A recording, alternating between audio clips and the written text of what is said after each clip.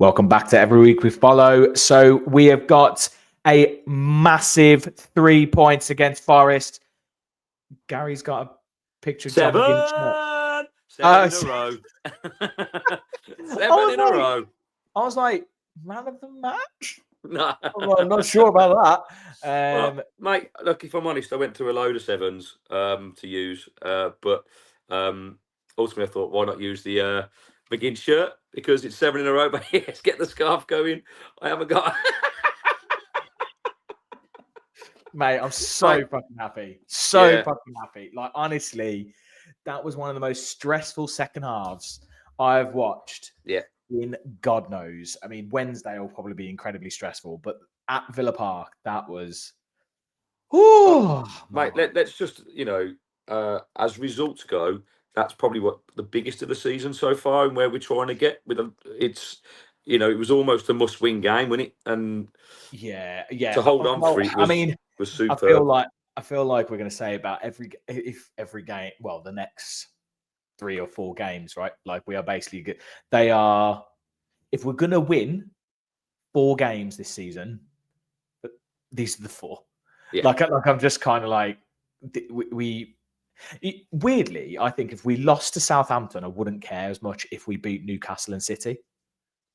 Well, mate, that's if you need to lose one, of those 3 games, let it be Southampton because the other 2 we can gain on. Well, mate, this is it now. This is make or break. This is where we see if we've got the minerals to go to the next level. This is Emery time. Mate, I said this before. I was like, the guy is a genius when it comes to knockout football, and that is basically what we've got here. We've got 8 games that can make our season. Yeah. 10 or 11 if you include the FA Cup and the Champions League as well. If you think at the start of this week, and with the games of Brighton and Forest coming up, I think we were both nervous because these are 2 huge games, and we need at least a minimum of 4 points to be challenging. Really, to get 6 is incredible. I remember going like, I'd love 6, but I think I was kind of sitting there going, it's a bit greedy. Like, Brighton and Forest, 2 very tough games. Brighton away is very tough. Forest away or at home is very tough. Well, both good sides, mate. Both challenging for European spots. Like there was more riding for us yesterday because of the position that Forest are in. I think they will ultimately finish in that top 5. But going back to it's so. I was saying to Graham, obviously, he was talking about those. He said on the preview, which I'll pop a little card up and somewhere up here for that one. He was saying that, an average over the past however many seasons is 64 points or something like that. Something like that. So they need another 7 according to that. I think because it's so tight up there, I actually think it'll be more this season. I think even if they got 7 points, I still think like City and Chelsea could pip them still. So I don't necessarily think 5th is wrapped up for them. Yeah.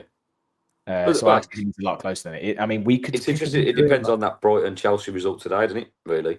That's going to be a big game. I think it's 0-0. I think we're recording this as it's currently playing. I think it's 0-0 at half time. I didn't even know it was on, mate. Yeah, there's obviously tomorrow's Newcastle Leicester, so I don't think. But mate, the surprise result at the moment is Fulham are beating Liverpool 3-1 at half time. Liverpool on the beach, mate, though, aren't they? They're and unfortunately Tottenham are beating Spurs. But there you go. All half time scores. Tottenham are beating Spurs. Sorry, Tottenham are beating Southampton. Mate, you need to sleep. No, I need to sleep. But to be fair, I think that's my way of saying that Spurs are their own worst enemy. That's what I meant. Right. Oh, okay. Yeah. Of course you did. Sure. That's what. Anyway, going back to Emery the genius, mate. I have to say, completely proven wrong, because when I saw the team line up yesterday, I was like, look at that. Mate, you did not tell me it was beer time. I am empty-handed. Mate, it's always beer time. Especially when we're celebrating a win. Yeah, fair play. Look at that. We're advertising now. Well, the beers are available, whatever that one is. Oh, this one is actually a nice, lovely, fresh Camden Hells. Oh, lovely, mate. Good choice. But it's in a Blue Monkey half Ah, pint glass. I'm messing with my autism there, mate. I'm kind of. I need to mar up. Sorry, you need to sort that out quick. It's gonna mess with my head. Just like the team selection yesterday, mate. I genuinely we were walking. I was like changing the whole back four. He made 8 changes. Do you know what I mean? Only Yeah. Martinez, Tillemans, and Rogers were Well, saved from Brighton. it was a second string or B team lineup, right? But I think this is the point we've been saying this season. I mean, even when I saw that team, obviously I was like, oh God, I was like, okay, this is a bit weird. But also I thought Emery must have a plan. And we were all standing there in the crowd in the stands before the game, all talking, going, he must have a plan. Because I was like, I think the plan. I was saying, I think the plan's just the pace on the wings, using their wing backs to try and pin them in. That's the only thing I could think of, and it did work. The first half, it really did work, and I mean, it was so worried by the lineup that I cashed out my bet early. Otherwise, I would have won £700. 7. Yeah, would have won £700 instead. You know, I won £130 off a fiver, but £700 would have been lovely. Oh, mate, that would have been a nice thing for the 7. You know, Yeah, 7 being the magic number today. yeah. Do you know what I mean? But day of sevens, isn't it? well, the thing is, yesterday was definitely a game of 2 halves, wasn't it? I thought we were brilliant first half, and I thought Forest probably would have started the better side in the second half. I think, yeah, I was thinking about it today. And yes, Forest were the better team going forward in the second half. Emery looks like he was going ballistic. He was like not happy at all with the second half. But I'd be surprised if he didn't say, you know, a little bit like, don't go too gung ho, because they're going to need, because they're going to try and they're going to need to break us down. And it's not what they do. But they really came onto us. Jota made a huge difference when he came on for them. I thought like his movement and I really think good. that the halftime substitution of the Sassy for Garcia, mate, Yeah, it didn't make sense. It meant we were. I mean, at times Disassi looked like he was literally playing as another centre half, and it allowed Hudson and Doy so much space on that left hand side, and we were just not winning the second ball. We were kicking it long for Watkins, and it was just bouncing back. And then we weren't picking up the second ball, and literally it was attack after attack after attack. And if Forest had had their shooting boots on yesterday, it could have been a very different story. But that's football. You've got to put the ball in the back of the net. Oh, we've been screaming about that. How many chances have we missed? And where we could have been in games and won games. So I just think, mate, we're starting to get a little bit of the rub of the green. Like, maybe it's just happening. You're right. But I mean, we've also just got that little bit of quality now. That's just finishing those. So obviously we're going to go into our lovely gifts, and hopefully we don't get blocked by these. But if we do, we apologise, because this might be a bit weird, because it'll all be chopping about and stuff. But so let's go to the first half, mate. This is the early warning. This was the early warning for them. Like I said, Maatsen running down that left hand side, pace. And you can see in the middle here, Malen's making that run. He's making that run in the middle, and this is basically what happens in the second goal. You know what's really interesting to me, mate, because you mentioned this in the preview show about the similarities between the two teams, right? Yeah. And this season compared to that, right? And if you look at the game yesterday, everything that happened came down both teams' left-hand side. Mm-hmm. If you think about it, that's where both teams were vulnerable. Like we kind of exposed that in the first half, big time with Maatsen. He got in numerous times, didn't he? Like you say, that chance there was the pre-warning almost. And actually, for our first goal, while it's a great ball from Tillemans, it's poor defending from Forest. It really is. It's just. I mean, take it. That is filth, mate. Look, even Rogers knew it. He's got a 7 in his shirt. Like, do you know what I mean? He knows that this was going to be the seventh one in a row, right there. Yeah, beautiful touch. What a ball as well. What a ball. It's too easy though. I mean, look where he's running from. Look, that I don't know who's marking there for Forest, but he just gets drawn to the flight of the ball, which leaves him completely free. It looks to me like, is it Morato? Yeah, it's Morato. So and to be fair, that was their weak size. You know, we talked in the preview about the fact that Aina was out, and Aina would have been playing. on that right-hand side, and instead he put Morata there. Interestingly, well, what he would have done was he would have put Nico Williams out on the right, and he would have put Alex Moreno on the left, but obviously Moreno couldn't play. So he had to play Morata, who is a centre-back. Well, I'm sure Forest would say that they were missing key players, both defensively they had no striker. And offensively. Do you know what I mean? With no Chris Wood. They didn't have a one-y, and that, obviously the in-laws are going to be going, oh, wow, we didn't have this and we didn't have that. No, but it's a valid point. We didn't play our starting 11, like our normal starting 11. I'm like, fuck that. Again, going first half, Emery genius, mate, because I thought we completely controlled the game. I think we looked up. We probably could have scored more. We took our goals really well. I would arguably say that is the best 45 minutes of football I've seen at Villa Park in a while. They played not how I expected them to play. Yeah. I said to you at the time, I said they're playing high. They're playing quite high, and that's not what they do, And Andy and Graham were saying, they were like, "Oh, you'll have the ball. You'll have a lot of the ball. We'll just let you have the ball." And I was like, "You weren't letting us have the ball. You were trying to nick it in our half, and then Elanga trying to cut off passes." And it just created that bit more space. Like you saw how high that line was for the goal. That shouldn't have happened for them. Like they should have been letting us basically come to the halfway line without much of a challenge. But for whatever reason, Nuno was like, no, we need to do this. Maybe he was worried that we would break them down and we would nip in. But yeah, it was just I just found that a bit odd, if I'm honest. Yeah, it was a bit odd. Well, mate, I think it played into our hands brilliantly in the first half. Yeah. They couldn't handle us. They changed it second half. They did, and that the substitutions made a difference, and we couldn't cope with them because, as I said, we were not picking up the second ball. It was constantly coming back. I've always said 2-0 is a dangerous scoreline, and it's that classic saying. I'm like, they get a goal. But just very nervy. Again, I'd say Emery genius again, mate, because he made substitutions at the right time, brought Kamara on. Right, yeah. It reduced. Did you hear? Apparently, Emery was going ballistic at Kamara before he was coming on, because he was taking too long tying up his shoelaces. Yeah. Because he was basically it was like, hold the fuck up. Like, to be fair, I remember when it was happening. I remember they were coming on. I was like, God, we need to get these guys on the pitch now. Like we are, like you said, we're losing that midfield battle massively. They could have easily scored. I think that's why Emery was getting frustrated.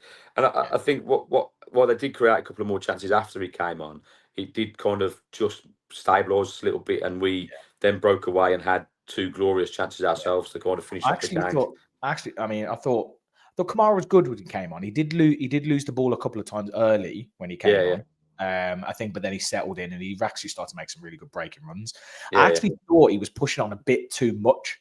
Yeah. I was like, hang on, Tielemans is there now. Kamara's running forward. I'm like, don't lose the ball because we are rude. It wasn't our game really for both teams because we were both trying to win it and weren't doing the usual things that we do really well. At one point, it was like this. It was like a tennis game at one point, and I thought JJ did all right when he came on as well. I thought him down the left he did well. Rodgers, again, mate, our bench is looking strong, isn't it? Do you know what I mean? He's looking strong. The bench was silly. But the bench was ridiculous. Like you literally sit there going, "Is this a cup game?" And we're like bringing on our senior players for the second. Well, speaking of the cup, mate, I think that was probably one of my highlights yesterday. Both sets of fans singing "Que sera, sera, whatever will be, will be." We're going to wait for it. Wembley. Que sera, sera. I think that's for you, my beautiful wife. I told you I'd get it in. Did you hear the Forest fans singing "Is this the way to Barcelona"? Yeah. And I was like, "Hang on, you're tempting fate there, guys. Like you're not in it. We're in it. Like you can't be doing that."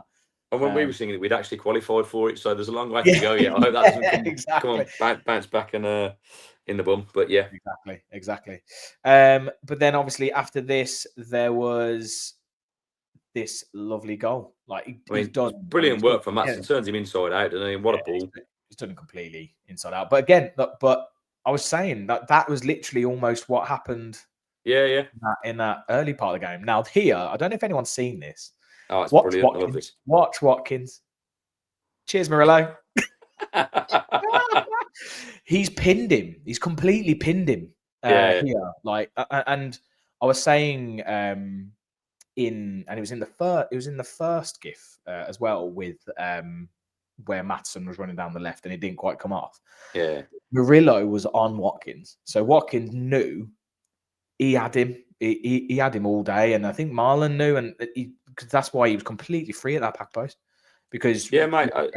So we'll start off with the superlatives for Watkins and say that was something that Watkins is very good at.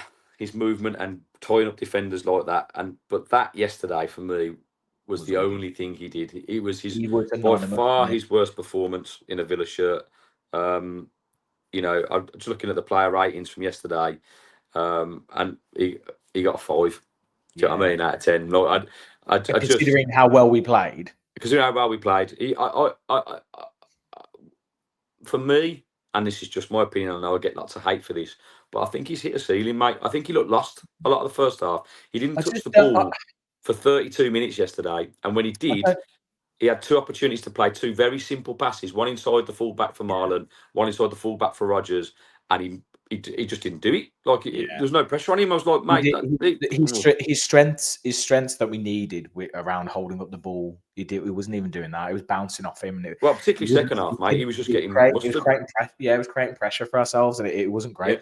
Yeah. And obviously, you got into rather. It wasn't a heated debate. No. I don't know the guy's name. I don't know if he's watching. Apparently, he does follow the channel, so it'd be interesting to know if he's. If you are, comment.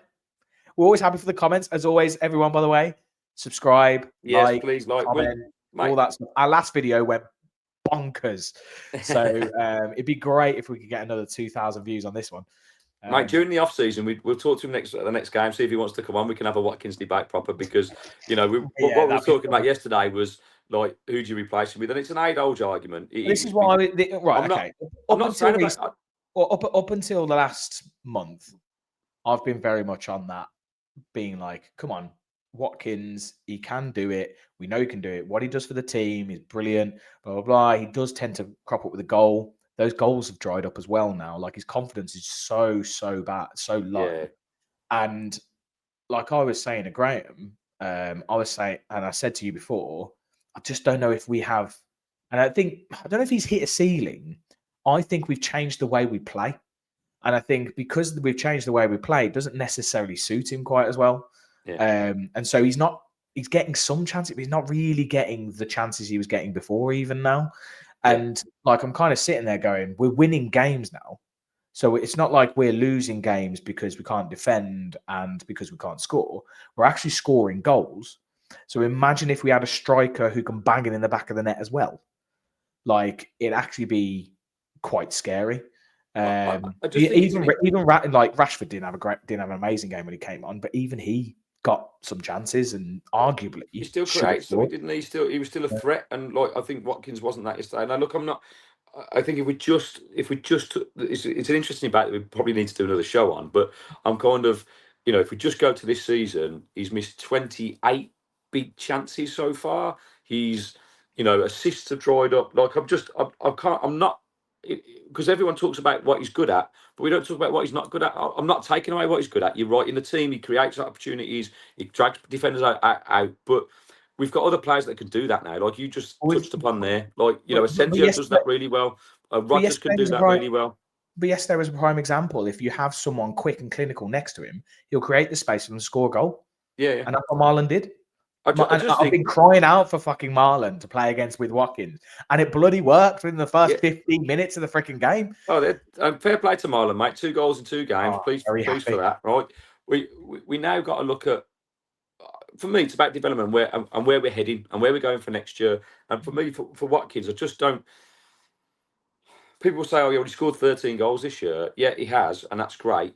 But I think with the current squad we've got and the chances we create, we still score goals. Whoever's playing in that number 9 position. Do you know what I mean? I think that's the thing, isn't it? We don't miss him when he's not there. That's the thing. If I'm honest, that's the thing I'm starting to think is that if a good bid comes in for him, and remember he's 29 as well. So yeah, he's 29. He's not really kicked on this season.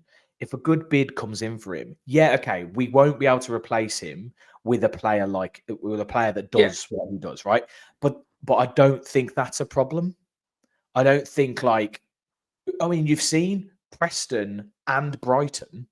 We didn't play him, and we scored 6 goals. So I'm like, actually, and if he could finish, we'd have scored 8. yeah, exactly. And so it's kind of this thing where it's like, I love Watkins. He is a bit of a club cult hero legend. Like it's frustrating because you should break Gabby's record. It's actually going to be really, really frustrating if he does leave in the summer and Gabby still has that record, because Gabby should not have that record. He was not good enough.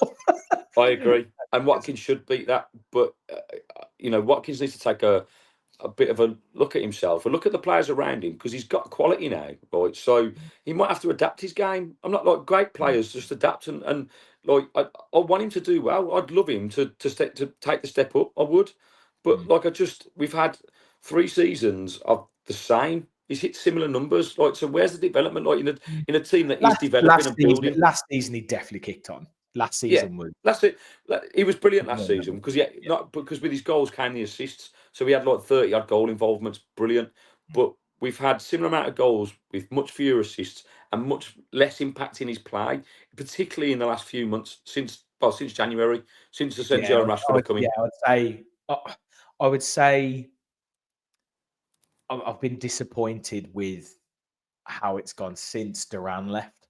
Like, I kind of expected him to be buoyed from that and kick on, and he hasn't. It's still kind of like, oh, he's still not got the confidence. He's still not quite finishing. In fact, his finishing is getting worse. His finishing is actually getting quite bad. Like, as in, he's not even close to the goal a lot of the time. We talked about this a lot, haven't we? Look at our goal difference, right? And I'm not putting this solely on Watkins because it's not. No. Right, we were saying this. We were saying this. But if you look now, again, if we look since January at the goals conceded, right, we've started to dry up leaking goals, right? Yeah. But it hasn't got any better at the other end for Watkins. No. And yet we, like you just alluded to there, we've scored goals without him still and been all right. So that's the thing for me, is that I think before we would have said without Ollie we're screwed. We would have basically been, we had Duran, so we had Duran as a backup, but we were saying that without Ollie's goals, we are absolutely screwed. Whereas we're now getting, we can actually play someone else in his position. It's not even like he's not scoring, we're getting goals from other parts of the team. We are. Yeah. But we're actually playing someone else in his position and he's scoring. And that's never good. No. I mean, we could. This is definitely something for another podcast, because we could talk about this forever. Yeah, mate. So just to end that, right? Let's hope he steps up to the plate, and for the last 8 games of the season, league-wise, or 7 games of the season, or it's 20 goals, 14 games. Let's see. Do it. Prove me wrong. Prove me wrong. Mate, I'll eat my hat. I'll eat my iPad, mate. Straight in there. Ollie, if you don't score a Premier League goal for the rest of the season, I don't care. If you bang in a hat-trick against PSG, I am going to be over the fucking moon. And you will be an 16 goals, mate. You go down club legend. I'll get Watkins on new the back contract, of the shirt, mate. New Watkins contract. You play every game. I don't care. Anyway, on to, mate, this run from Alanga is Forest had their moments in this game. They did. They did, mate. In the first and second half, we rode our luck a lot. I tell you what, Disasi's done well there to get, he's obviously look, he's trying to push him wide, stay with him. He's done really well to actually pressure that. It's good defending. Did very well there. Yeah. Because I think if he managed to get fully past him, I think he would have probably buried that. Yeah. I was a bit surprised he didn't go for his near post, because I think that was that's where the space was. Yeah, I think it was a really difficult angle for him to. I mean, when you look at that as well, when he shoots across the goal, I think Martinez has got it covered too. Even if he was on target, I think he would have saved it. So, and then there was another one on the right hand side, wasn't there? I think they cut in. I don't know if it was a Langer or Hudson-Odoi. Would have been, probably would have been Hudson-Odoi. He had a couple, and he killed it wide. I don't have enough gifts to be able to cover. No. Mate, I'm not. I don't want to come across as like this was a game that we absolutely deserved to win. I think Forest were very much. It was a great game of football that I had felt like both sides were trying to win it, and that was a good advert for the Premier League, I think, and where we're both at. I would say we held on for the win. It's a massive three. Yes, I was about to say this, mate. You've just said we predicted the right score. I said 2-1. You said 2-1.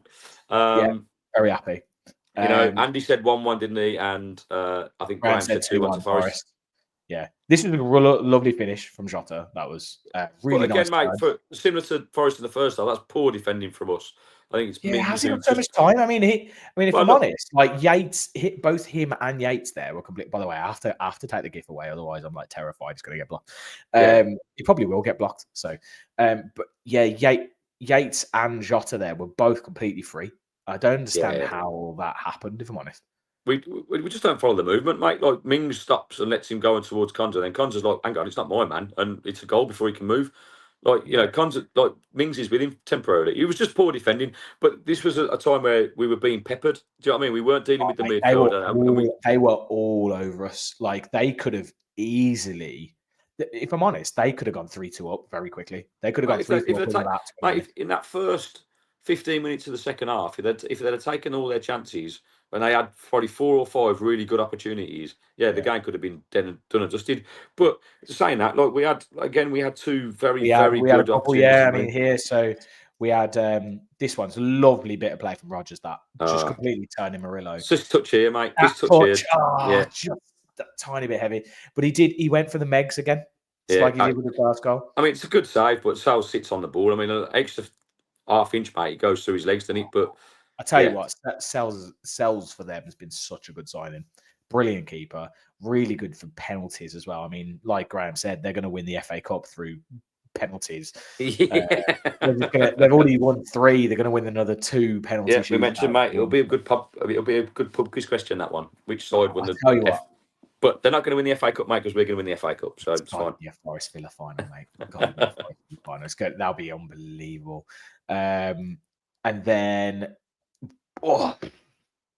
mate, when I saw him hit this, I was literally like, "Oh dear God," because it's right at the end as well. It's a great strike. It is. I still think Martinez has got that covered. I think he's on target. I agree. He's very quite unconventional, Martinez, with that.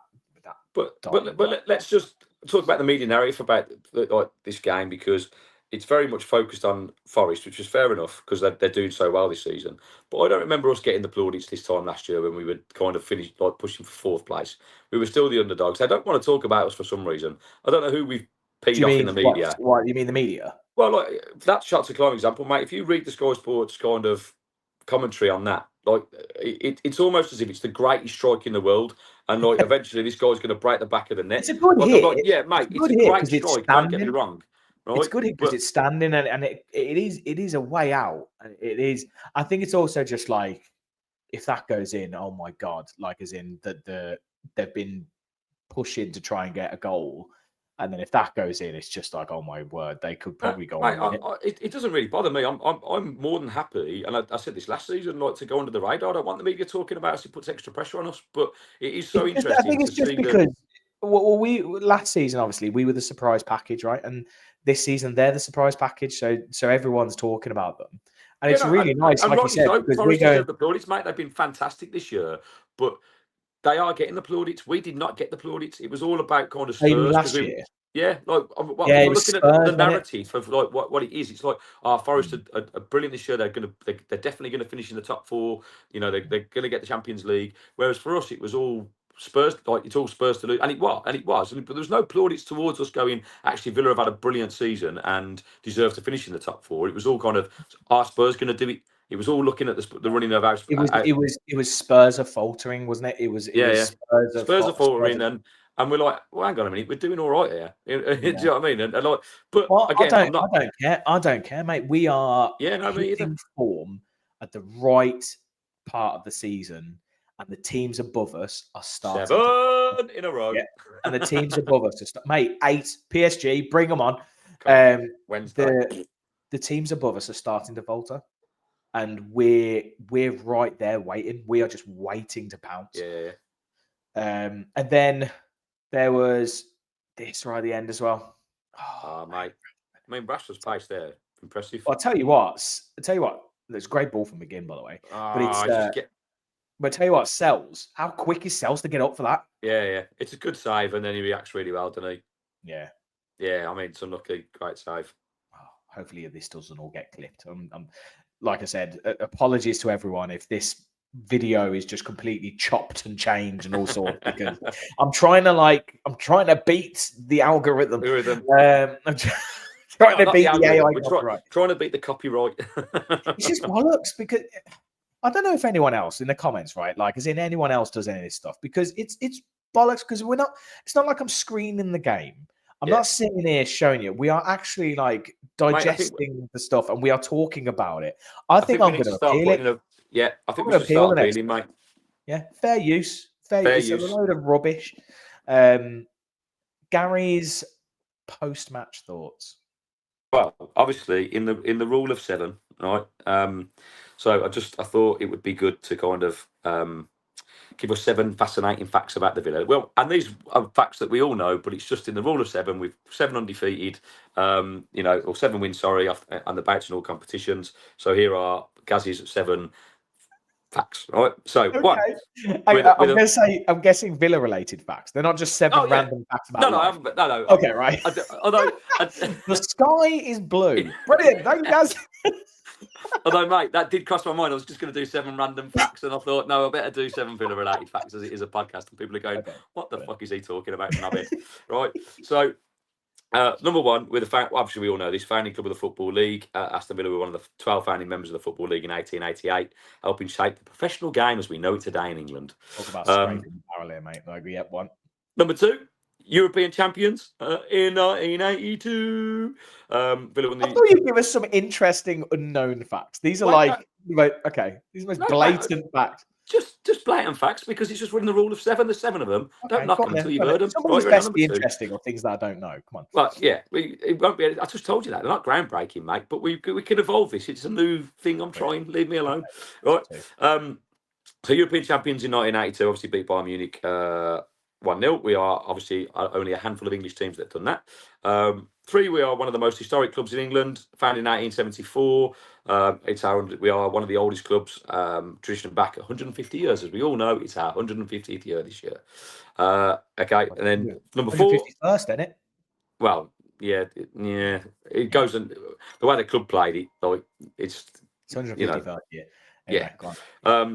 Villa Park, obviously, fascinating fact, is just one of the iconic stadiums known.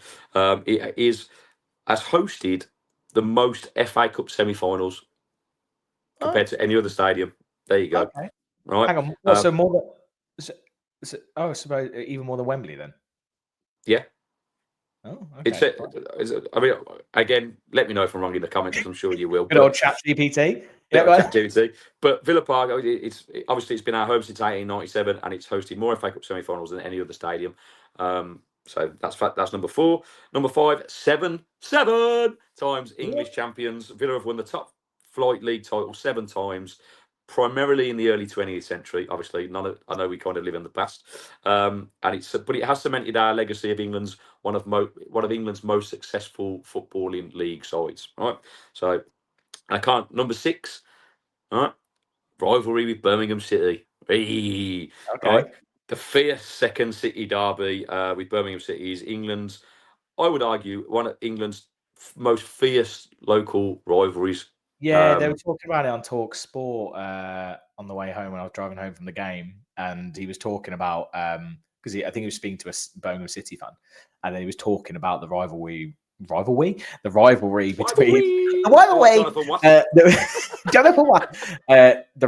between Villa and Blues, and he was just saying it is so fierce, and it is one of the most hostile kind of rivalries going. And people don't give enough. Everyone talks about the Manchester derby, which now, by the way, is just a friendly. It's just a friendly couple of teams playing a game of football. Like, it's just shit. I mean, in Villa's defence, mate, it's not our fault we haven't got a rivalry. You have to look at the blue side of the city and go. Part of what makes it so interesting as well is because we don't play each other that often. Yeah. So it actually makes it a little bit more. Well, I'm sure if you talk to all the Blues fans out there who won't be watching this, but they'll be coming up next year. Fuck off. Yeah. Don't subscribe because I don't want you fucking loving. Right. Yeah, Anyway, that's 7 fuck offs, by the way. And finally, number 7, the Claret and Blue Kings, mate. Villa's famous Claret and Blue colours have become iconic and they've influenced clubs like West Ham and Burnley to adopt similar kits after Villa's early success. nice. And a question for you. Maybe this is for the next facts, or if anyone knows, you can comment if you're watching this at 35 minutes. Yeah. Is there another Villa? Ooh, there you go. Like and subscribe. Let us know. I feel like there's got to be another Villa somewhere in the English leagues. I feel like it's probably non-league because I don't believe there's any in the top 4 leagues. No, I don't think there is. But not just the English. If there's anywhere out there, I believe I might be wrong, but based on my knowledge from Pro Evolution Soccer, it's because it's Village, right? West Midlands Village. West Midlands Village. Is that why it's Villa? Is that why it's called Villa? Villa Village. Yeah, mate. Who knows? These are facts you could have had that would have been genuinely interesting. Anyway, mate, I just wanted. It was just supposed to be a plan. Was I wasn't supposed to be a historian. Right? But tune in next time where I'll do more some fascinating facts. Yeah. Why is there another Villa? I suppose we are called the Villa, so maybe there isn't. But it's got something to do with the area, and it's got something to do with Aston Hall and stuff like that, isn't it? I think. Yeah, probably. But we'll have a look into it. Yeah. Anyway, anything else from you guys? No, mate. Those are my 7 fascinating, wonderful facts. Obviously, that are going down well. We'll leave it there. We'll let the comments go crazy. As always, we will be doing a preview of the PSG game, which will come on, massive game. Yeah, massive game. Massive game. It will go out tomorrow morning, on Monday morning, probably. Oh, actually, it'll go out probably Tuesday morning, maybe Monday afternoon. Yeah. The game is until Wednesday. People to watch this one first, mate. Yeah. Always thinking, Gaz. Always thinking. Anyway, thank you everyone for watching. As always, if you're new here or if you're not subscribed, because half of you who watch these videos are not subscribed. Yeah, so please, it just does us a massive favour. Just sub. Don't be a dick. You won't regret it. You don't even have to watch if you don't want. But if you could, just being a Villa fan, hit that sub button. Exactly. Hit that sub. Hit that little bell thing. Ding, ding, ding. For the 2 bell ends to carry on doing it. Like, comment. We do love the chat and we love the banter. And as always, I'm sure Flange will comment below. She always manages to get in on this. It is quite amazing how number 1 fan. It is quite incredible. Anyway, as always, Gaz, sing us out, mate. Every week we follow the boys in Claret and Blue.